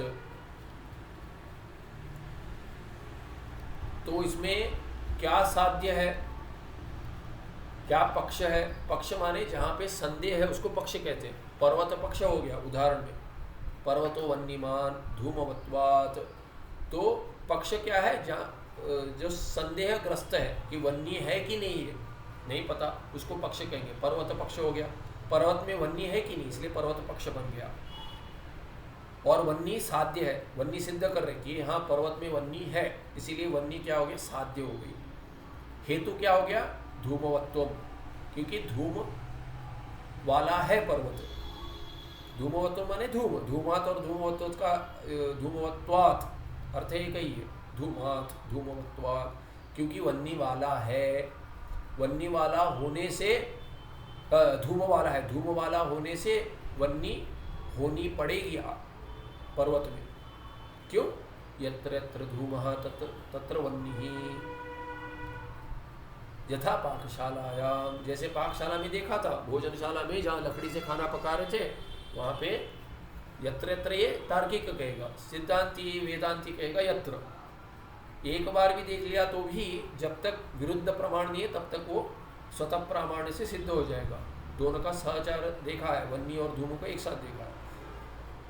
तार्किक कहता है बार बार देखने से संस्कार होता है, उससे ये व्याप्ति ग्रहण हो जाएगी। ऐसे कार्य कारण भाव संभव होता है, इसीलिए व्याप्ति ग्रहण हो जाएगा। यत्र यत्र धूमा तत्र तत्र वन्य। इसीलिए क्या है कि यदि, इसलिए पहले वाला वो क्या कहेगा, यदि मेघे जलम न स्यात् तर्हि ततो जलवृष्टिर् न स्यात्। यही उदाहरण में क्या कहेगा, अगर पर्वते यदि वन्य न स्यात् तर्हि धूमोपि न स्यात्, कि धूम नहीं होता अगर वन्य नहीं होती, क्योंकि उसके कार्य के कारण भाव है। इसमें तो देखिए कि ये मेघ में जल नहीं होता तो ये पंचमी में है, स्यात् तर्हि ततः, ततः पंचमी, उससे बारिश नहीं होती तो उसमें जल होना पड़ेगा, ऐसा है।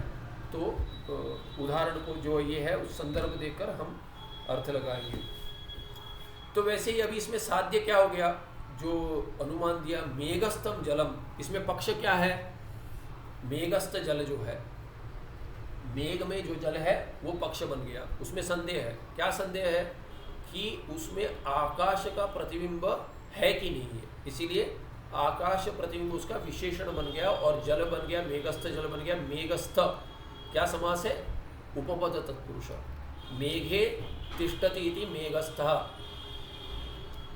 मेघस्थम क्या, ये जलम आकाश प्रतिबिंब विशिष्टम जलम, जलम नपुंसक लिंग है, इसीलिए मेघे तिष्ठति इति मेघस्थम। किम तत् जलम, कि ये बादल में जो स्थित है वो क्या है, जल है, वो पक्ष हो गया। क्या पक्ष है, उसमें संदेह है। क्या संदेह है कि वो आकाश प्रतिबिंब विशिष्ट है कि नहीं, उसमें आकाश का प्रतिबिंब है कि नहीं है, ये संदेह हो गया। इसीलिए आकाश प्रतिबिंब विशिष्टम करके ये साध्य हो गया, ये सिद्ध करना है। कैसे सिद्ध करेंगे, हेतु चाहिए। क्या हेतु है, स्वच्छ द्रव्यत्वम, ये हेतु है, स्वच्छ द्रव्यत्व। उदाहरण क्या है, दर्पणादिवत। ये वत क्या है, मतुक नहीं है, ये वतिंग है कि ये दर्पणादि जैसे, जैसे दर्पण इत्यादि स्वच्छ दर्पण जो है उसमें प्रतिबिंब होता है। दर्पण जैसे है स्वच्छ है तो उसमें प्रतिबिंब होता है, वैसे ही क्या है, स्वच्छ द्रव्यत्वात्। कस्य, मेघस्थ जलस्य। मेघ जल स्वच्छ द्रव्य है, द्रव्य है, स्वच्छ भी है, जल स्वच्छ है। डिस्टिल्ड वाटर जैसा होता है, जीरो टीडीएस होता है, वैसे वर्षा का पानी 0 TDS होता है कि उसमें कोई मिलावट नहीं होती। बाद में वो जहाँ पे गिरता है भूमि पे, वो भूमि के आवश्यक द्रव्य से मिलावट हो जाती है। किंतु जल जो है, जो वर्षा का है, हाँ पोल्यूशन जहाँ है वो छोड़ दीजिए, हम जगह अच्छी है वहाँ पे उसकी बात कर रहे हैं। अगर क्वचित ऐसा देश बचा हो तो वहाँ पे जो वर्षा हो रही है वहाँ पे क्या है कि जल शुद्ध है, मेघ से जो आ रहा है। कि बादल है, ऐसे नहीं कि बादल के साथ गाड़ी का धुआं भी हो, है ऐसा नहीं है, कि वो जल शुद्ध होना चाहिए क्योंकि मेघ शुद्ध है। तो ये शुद्ध द्रव्य होने के कारण वो जल, मेघस्थ जल, वो हेतु बन जाएगा किसके लिए? क्योंकि हमने देखा है कि दर्पण आदि जो शुद्ध द्रव्य है उसमें प्रतिबिंब होता है, इसीलिए जो मेघस्थ जल है वो शुद्ध होने के कारण, स्वच्छ द्रव्य होने के कारण उसमें आकाश का प्रतिबिंब होगा। जैसे दर्पण में आकाश का प्रतिबिंब होता है, वैसे ही स्वच्छ द्रव्यत्वात् मेघस्थे जले अपि आकाश प्रतिबिंब सिद्ध, इसलिए वो जल क्या हो गया? आकाश प्रतिबिंब विशिष्ट हो गया, ये सिद्ध हो गया। इति अनुमानेन मेघस्थ जले आकाश प्रतिबिंब अनुमानम च सिद्ध्यति। इसलिए क्या है कि इस अनुमान से भले ही मेघ में जो जल है वो अनुमान से सिद्ध कर दिया, उसमें आकाश का प्रतिबिंब प्रत्यक्ष नहीं है किंतु अनुमान से सिद्ध हो गया। यदि अस्ति जलम तर्हि तज्जलम आकाश प्रतिबिंबेन विना न स्यात् इति ही नियमः। और अभी क्या कहते हैं, ये तो हमने एक उदाहरण देकर कह दिया, जैसे आक्षेप पूर्व पक्षी ने किया ऐसे सिद्धांति कह रहे हैं, हमने दिखा दिया। किंतु नियम तो क्या है बता रहे हैं। आप कह रहे हैं कि रूप रहित का प्रतिबिंब नहीं होता, ऐसा नियम है, ऐसा नियम नहीं है। अभी तो नियम बता रहे हैं आपको, क्या नियम है? यदि अस्ति जलम, जलम अस्ति, यदि जलम अस्ति, अगर कहीं जल है तो उसमें आकाश का प्रतिबिंब होगा ही होगा। क्यों होगा? क्योंकि देखिए जल जहाँ है वहाँ जल आकाश के बिना होगा क्या? आकाश तो सर्वत्र है और आकाश तो जल के लिए भी अवकाश दे रहा है, इसीलिए वहाँ पर तो आकाश है ही है। तो जहाँ जल है वहाँ आकाश तो है ही है, इसलिए और जल जहाँ है वहाँ आकाश का प्रतिबिंब होगा ही होगा, क्योंकि आकाश बिंब रूप में सर्वत्र है। जल अगर आ जाएगा तो माध्यम होने से प्रतिबिंब तो अपने आप हो जाएगा, उसके लिए कुछ करने की आवश्यकता नहीं है। जल अगर है तो आकाश का प्रतिबिंब तो होगा, और किसी वस्तु का हो नहीं हो, क्योंकि दूसरा कोई वस्तु हो नहीं हो, पर आकाश तो है, आकाश का प्रतिबिंब अवश्य होगा, ये नियम है। यदि अस्ति जलम तर्हि जलम आकाश प्रतिबिंबेन विना न स्यात्। वो जल आकाश प्रतिबिंब के बिना नहीं होगा, माने जल के होते होते ही प्रतिबिंब बन जाएगा। ये क्यों कह रहे हैं? क्योंकि श्रुति में सुनाई देता है, जैसे हमने कल देखा था कि छांदोग्य में भगवान भाष्यकार चिंता करते हैं कि अनेन जीवात्मना अनुप्रविश्य, नाम रूपे व्याकरण, ये अंदर जो प्रवेश हो रहा है, प्रवेश का अर्थ लगाते पहले, बाद में चिंता करते हैं कि ये प्रवेश करने वाला कौन है। पर ये प्रवेश वस्तुतः प्रवेश है क्या? क्या प्रवेश है? कि ये ईश्वर प्रवेश अगर कर रहा है तो पहले हो बाद में हो चर्चा, पर अगर परमात्मा जीव के रूप में शरीर में प्रवेश कर रहा है अगर, तो ये वस्तुतः प्रवेश हो रहा है क्या? जो व्यापक परमात्मा है उसका प्रवेश संभव है क्या? वो तो पहले ही है। तो शरीर और अंतःकरण जैसे बन रहा है वो किससे बना है? वो सूक्ष्म पदार्थों से बना है, उसके सत्व इत्यादि गुण अंश से बना है। और वो सूक्ष्म पदार्थ भी किससे उत्पन्न हुए? महाभूत भी ब्रह्म से ही उत्पन्न हुए। तो ब्रह्म से उत्पन्न हुए तो ब्रह्म रूप में ही है वो।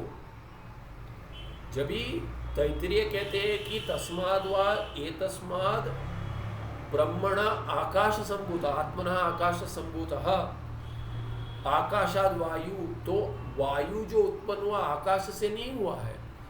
किस आकाश से हुआ है? अगर आकाश से हुआ है, आकाश से नहीं, आकाश रूप में जो आत्मा है परमात्मा ब्रह्म, उससे उत्पन्न हुआ है। जो आकाश क्या है कि आत्मा से उत्पन्न है, माने आकाश रूप जो जिस ब्रह्म ने ले लिया है, उस आकाश रूप ब्रह्म से वायु की उत्पत्ति हुई। ऐसी आगे पंच महाभूत की उत्पत्ति कहें तो ब्रह्म रहित आकाश की उत्पत्ति नहीं हो रही है, ना ही वायु की हो रही है, ना ही इंद्रियों की हो रही है, ना ही शरीरों की हो रही है, ना ही अंतःकरण की हो रही है। तो जैसे जैसे उत्पन्न हो रहे हैं वहीं उत्पन्न हो गए। वहीं ब्रह्म सहित ही उत्पन्न हुए, माने ब्रह्म है ही, ब्रह्म के रूप में ही है वो, या फिर वो उस रूप में ब्रह्म ही है। अंतःकरण के रूप में भी ब्रह्म की उत्पत्ति हो रही है, ब्रह्म ही है वो। तो अभी प्रवेश कैसे होगा, जो ब्रह्म है उसका प्रवेश कैसे होगा, इसलिए क्या कहते हैं प्रतिबिंब होगा, उसको प्रवेश कह रहे हैं। अच्छा, प्रतिबिंब भिन्न होगा? नहीं, प्रतिबिंब क्या हो, अंतःकरण बनते बनते ही प्रतिबिंब हो गया, क्योंकि अंतःकरण बनते बनते चैतन्य तो वहाँ है ही, जैसे आकाश सब जगह है वैसे ही चैतन्य जो है ब्रह्म, जो आकाश का भी आधार है, कारण है, वो तो सर्वव्यापक है ही है। तो अंतःकरण बनते बनते ही प्रतिबिंब हो ही जाएगा। तो वैसे ही कह रहे हैं, ये उदाहरण में समझने के लिए उदाहरण समझना आवश्यक है। तो क्या कहते हैं कि क्या नियम है, यदि अस्ति जलम तर्हि तज्जलम आकाश प्रतिबिंबेन विना न स्यात्, कि बिना प्रतिबिंब के जल ही नहीं होगा, जल होते होते ही आकाश का प्रतिबिंब हो जाएगा। आकाश के प्रतिबिंब के बिना तो जल होगा ही नहीं कहीं भी, प्रतिबिंब तो होगा ही होगा, क्योंकि वो जल उत्पन्न होते होते ही प्रतिबिंब हो गया आकाश का। वैसे ही अंतःकरण के उत्पन्न होते होते ही जीव का उत्पत्ति होगी, कैसे, प्रतिबिंब रूप में उत्पत्ति होगी। उसलिए अन्य प्रवेश करके नहीं है, प्रतिबिंब का ही प्रवेश नहीं है। प्रतिबिंब कह देते हैं पर प्रतिबिंब का ही प्रवेश नहीं है, प्रतिबिंब तो अंतःकरण उत्पन्न होते होते ही हो गया। बिना प्रतिबिंब के तो अंतःकरण की उत्पत्ति होगी ही नहीं। ऐसे उदाहरण में समझ लीजिए। आगे ये बताएं नहीं बताएं, पर ये इसी के लिए ही ये कह रहे हैं कि ये नियम बना रहे हैं। एवं मेघे जलम तत्र आकाश प्रतिबिंबश्च अनुमानेन प्रसिद्ध्यति। इसीलिए मेघ में जो जल है वो भी अनुमान से सिद्ध हो जाएगा, प्रत्यक्ष न हो तो भी सिद्ध हो जाएगा। और उसी में तत्र माने मेघे, मेघस्थ जले, मेघ में जो जल है उसमें आकाश का प्रतिबिंब भी प्रत्यक्ष नहीं हो तो भी अनुमान से सिद्ध्यति। सिद्ध्यति माने इस पर अभी आरोप नहीं लेगा, इसलिए प्रसिद्ध्यति, प्रकर्षेण सिद्ध्यति। इस पे अभी आक्षेप तो माने केवल अनुमान नहीं दिया, अनुमान में विचार कर कर आक्षेप कर नहीं सकते, वैसे सिद्ध कर दिया। फिर 176 में कहते हैं महाकाश, ये अंतिम अंश है प्रक्रिया में। कहते हैं महाकाश क्या है, ब्रह्मांड से अंतर्बहिश्च व्याप्य एक रूपेण वर्तमान आकाश महाकाश इति उच्यते विद्वद भी। तो विद्वान कहते हैं, विद्यारण्यचार्य इत्यादि क्या कहते हैं, ये आकाश कौन सा आकाश है, महाकाश। महाकाश उसकी संज्ञा है जो ब्रह्मांड, ब्रह्मांड से अंतर्बहिश्च, ब्रह्मांड में जो अंदर है बाहर है, ब्रह्मांड जो उत्पन्न हो रहा है, जगत की सृष्टि हो रही है, जगत भी आकाश में है। अभी क्या है कि वो आकाश है ही है, बाहर भी आकाश है अंदर भी आकाश है। इसीलिए क्या है कि ब्रह्मांड से अंतर्बहिश्च व्याप्त, ये ब्रह्मांड माने 14 लोक जिसमें उत्पन्न है, 3 लोक या 14 लोक जो कहेंगे वो कहाँ उत्पन्न है, वो तो उसको ब्रह्मांड करके नाम देते हैं। अच्छा, ब्रह्मांड के बाहर कुछ है, हाँ ब्रह्मांड के बाहर भी अगर कुछ होगा तो वो भी आकाश में बिना के भी नहीं होगा। इसीलिए क्या है, वहाँ पे भी आकाश है। ब्रह्मांड से अंतर्बहिश्च व्याप्य एक रूपेण, वो न कभी भिन्न हुआ है, न होगा, न अभी भिन्न है, न कभी था। वैसा व्याप्य एक रूपेण, एक रूप में जो है वर्तमान, जो अस्तित्व वसति की वस्तु है, वो वर्तमान वस्तु है। कभी भी था माने जिस जिस काल में है उस काल में, वर्तमान काल में वो है, वही वर्तमान काल है। काल वर्तमान ही है, जो अतीत है वो काल क्या है, कभी वर्तमान था, भविष्य भी वर्तमान बनेगा। तो वर्तमान जो है माने जो है सत्य रूप में है, उसी आकाश को महाकाश करके कहे जो एक रूप है। इति उच्यते विद्वद भी, ऐसे कहा जाता है, विद्वान द्वारा कहा जाता है, ये विद्वानों द्वारा। इस पर कहाँ टिप्पण है, दूसरा नंबर टिप्पण कहीं था, ये पहला और दूसरा, तो ये दूसरे में आकाश प्रतिबिंब कह दिया, यहाँ पे दूसरा टिप्पण था वो रह गया। तो हाँ 2 है यहाँ पे, ये 1 नंबर भी नहीं दिया। यहाँ टिप्पण जो है नक्षत्र आदि सहित आकाश और आकाश प्रतिबिंब, तो यहाँ पे जो समझा दिया पर एक बार देख लेते। गुणो गुणम आश्रित्य न तिष्ठति, तो ये समझा दिया था, गुण को आश्रय लेकर नहीं रहता, द्रव्य को आश्रय लेकर गुण रहता है। रूप जो है वो द्रव्य में रहता है। तो वस्त्र का उदाहरण देखा था कि जो कषाय वस्त्र है उसमें कषाय गुण जो है, रूप गुण है, वो वस्त्र द्रव्य में रहता है, ना कि गुण गुण में रहता है। इसीलिए शब्द में कोई गुण नहीं है, पर शब्द प्रतिबिंबित हो रहा है, वो उदाहरण देता प्रतिध्वनि कहते हैं। किंतु द्रव्यमेव इति नियम, द्रव्यमेव किम, द्रव्यमेव आश्रित्य तिष्ठति गुणः, अतश्च गुणत्वेन अभिमतानि नीलपीतादि वर्णानि निरूपाणि एव। तो यही समझाया था कि अतः च, इसीलिए क्या हो गया, गुणत्वेन अभिमतानि नीलपीतादि वर्णानि, ये नील वर्ण पीत वर्ण ऐसे जो रंग है वो क्या है, ये सब वर्ण क्या है, गुणत्वेन अभिमतानि, उनको गुण मानते हो, आप भी मानते हो, ऐसे पूर्व पक्षी को सिद्धांति कह रहा है।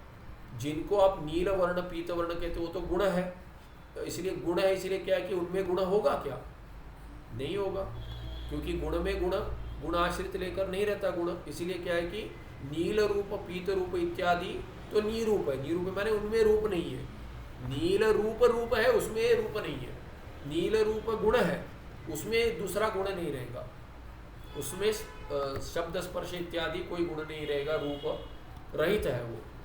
तथापि तेषां स्वच्छ दर्पणादो प्रतिबिंब दृष्टा, कषाय वस्त्र दिख रहा है, उसके साथ कषाय रंग भी दिख रहा है, वर्ण दिख रहा है दर्पण में, तो उसका प्रतिबिंब हो रहा है। तो अगर आप आक्षेप कर रहे हैं कि रूप रहित का अगर प्रतिबिंब नहीं होगा तो रूप रहित रूप का कैसे प्रतिबिंब हो गया। वर्ण जो है उसका स्वच्छ दर्पणादो प्रतिबिंब दृष्टा, रूप रहित रूप का गुण रहित रूप का प्रतिबिंब दर्पण में होता है, स्वच्छ दर्पण में।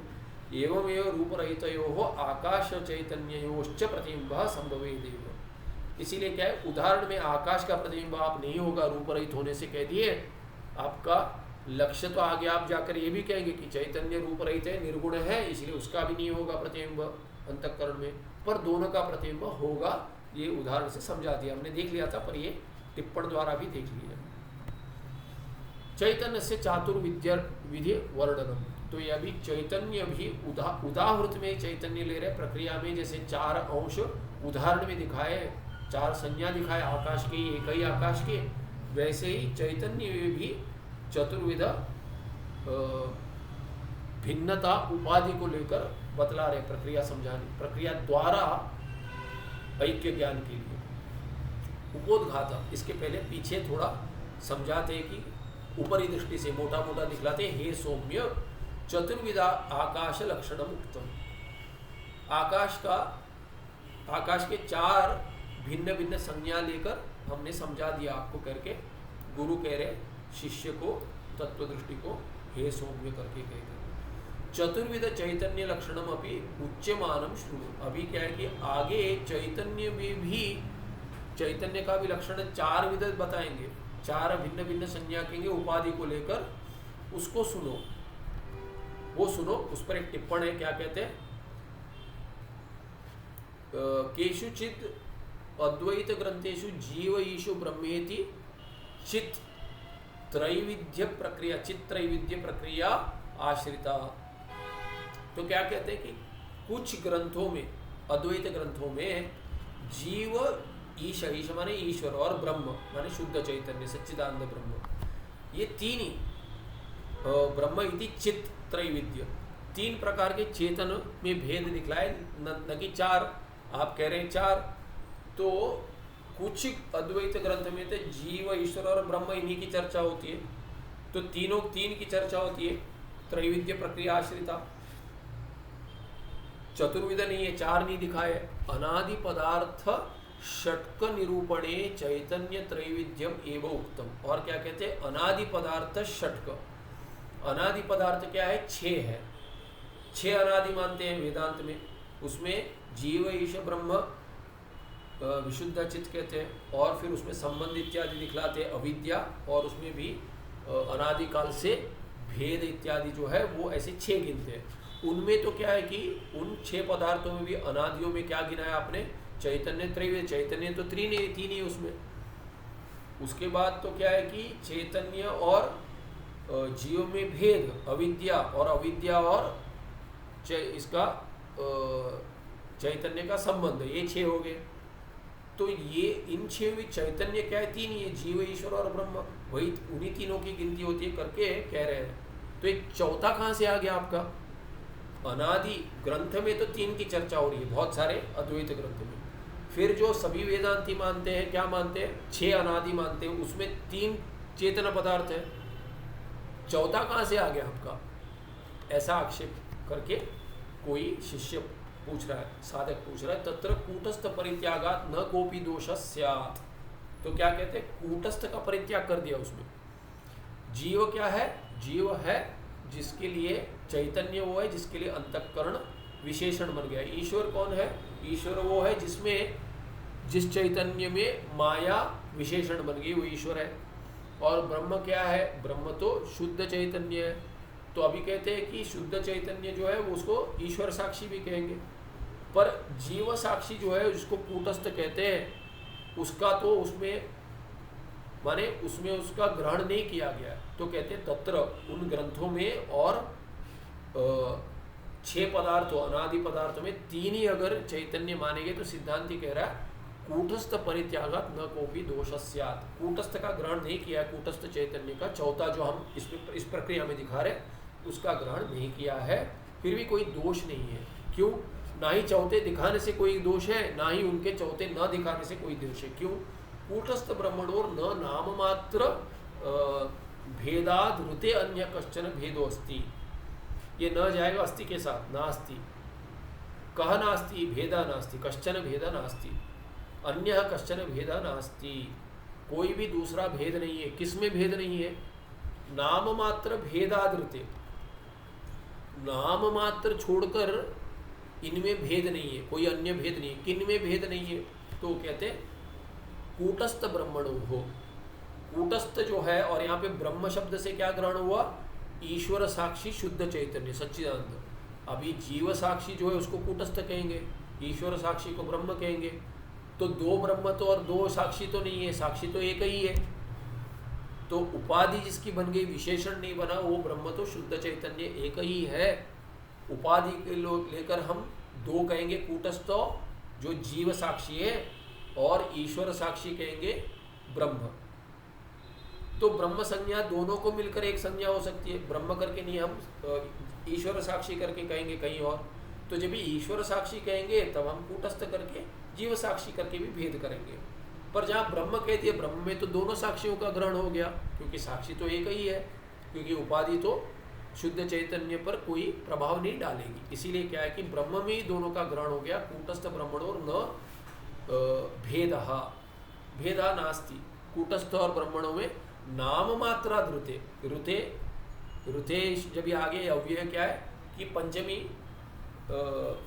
पंचमी के साथ जाता है। दूसरा जो शब्द है ऋते माने विना, विना अर्थ में आता है, पर वो ऋते जो अव्यय है उसके साथ पंचमी जाएगी, दूसरा शब्द पंचमी में जाएगा। तो नाम मात्रा ऋते माने नाम मात्रम विना या मात्रेण विना, बिना नाम मात्र भेद, नाम मात्र भेदादृते माने नाम मात्र भेदम या भेदेन विना, ऐसा अर्थ बनेगा। माने नाम मात्र भेद कर को छोड़कर और कोई भेद नहीं है। किन में नहीं है? कूटस्थ और ब्रह्म में। इसीलिए ब्रह्म शब्द कह दिया तो उसमें कूटस्थ का भी ग्रहण हो गया चौथे का। इसीलिए चौथे कूटस्थ के परित्याग का कोई दोष नहीं है। ना ही षड पदार्थ में, षड अनादि पदार्थों में न गिनने से, और ना ही जीव ईश ब्रह्म ऐसे बहुत सारे ग्रंथों में, अद्वैत ग्रंथों में ग्रहण न करने से कोई दोष नहीं है। किंच विद्यारण्य मुनिकृत दृग्दृश्य विवेकाख्य ग्रंथे कूटस्थ पारमार्थिक जीव। और क्या कहते, वही विद्यारण्य मुनि जिन्होंने चतुर्विध चैतन्य की प्रक्रिया दिखाई पंचदशी में। पंचदशी कार भगवान विद्यारण्य दृग्दृश्य विवेक के भी रचिता है, और दृग्दृश्य विवेक जो आख्या है जिस ग्रंथ की, उस नाम का जो ग्रंथ है, उसमें क्या कहते हैं, कूटस्थ कौन है? पारमार्थिक जीव। वो तो पारमार्थिक जीव, पारमार्थिक जीव माने संसार ही नहीं हुआ, वो तो शुद्ध चैतन्य ब्रह्म ही है।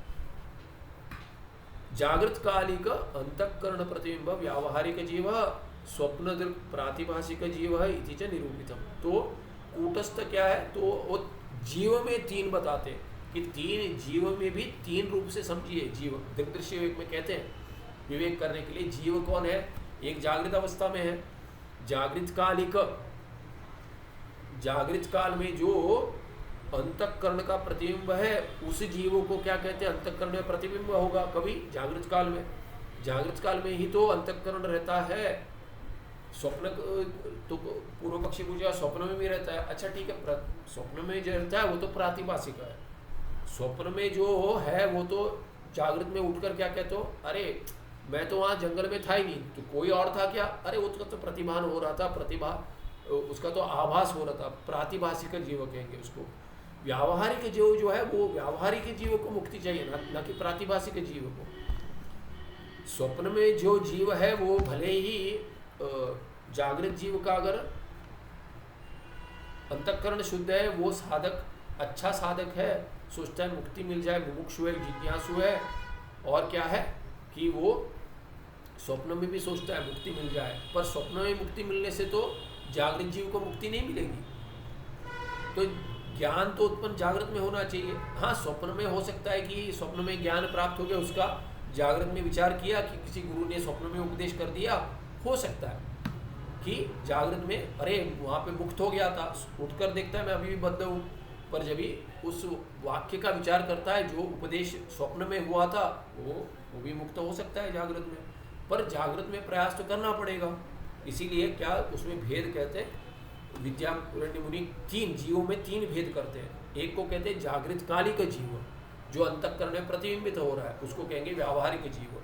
स्वप्न दृक् जो है, स्वप्न का दृष्टा, ये दृक् क्या है, ये क्विबंत है, उपपद तत्पुरुष है, ये स्वप्न देखने वाला।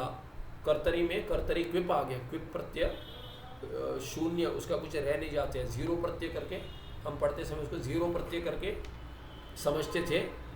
जीरो प्रत्यय कहते क्विप में कुछ नहीं बचता, पकार चला जाए क्विप, पकार चला जाएगा हलंत्य वित्तस्य लोपः, ककार चला जाएगा लशक्वत् तद्दिते तस्य लोपः, फिर बचेगा वी में इकार भी चला जाएगा उपदेश जनुनासिके तस्य लोपः, वकार बचाएगा। तो वी लेकर वकार का लोप कैसे बताते, वे है अपृक्तस्य, वकार एक बचता है, अपृक्त एकाल प्रत्यय, एक अल जो है वकार अल है, एक है और एक ही बचा क्विप में, वकार एक ही बचा।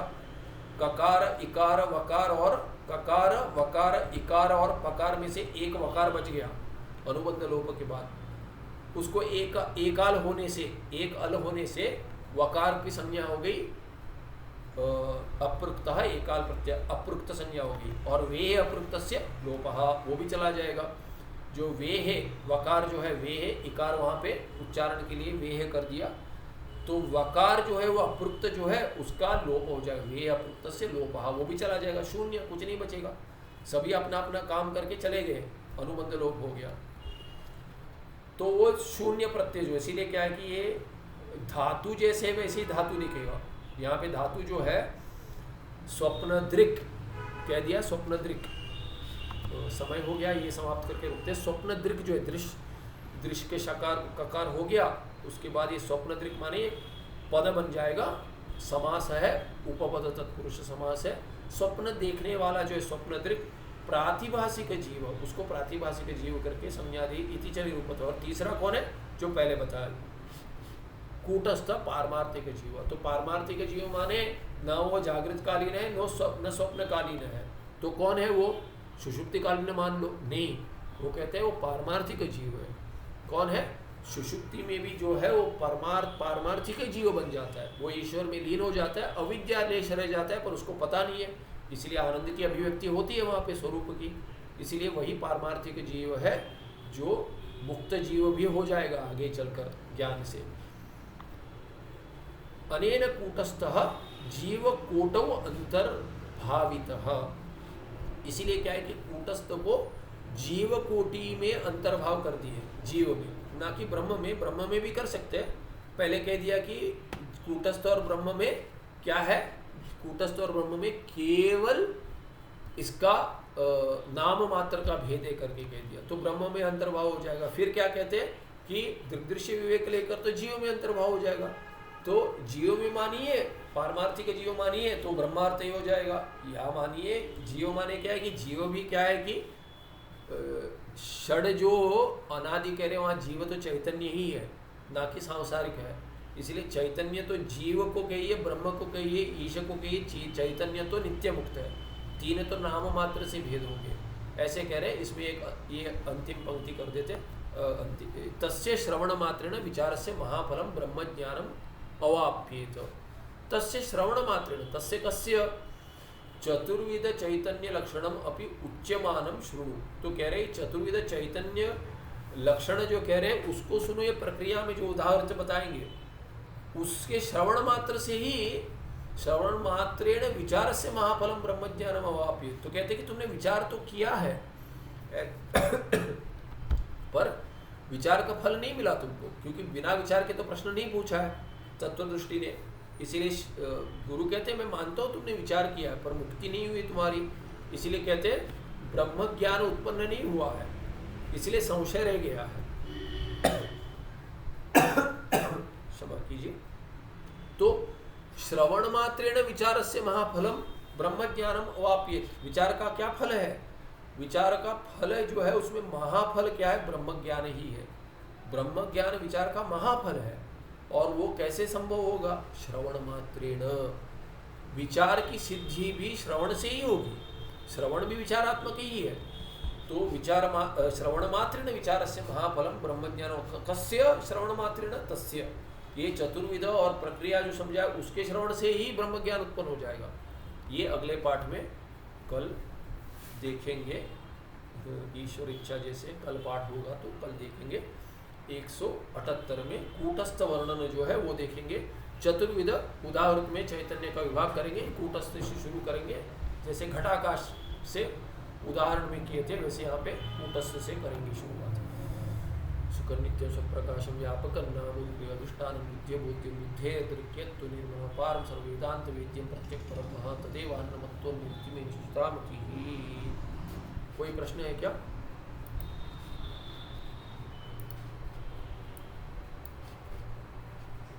कोई प्रश्न है? क्वेश्चन प्रश्न अस्ति वा? नास्ति। पुनर्मिलामः। नमस्कार, धन्यवादः।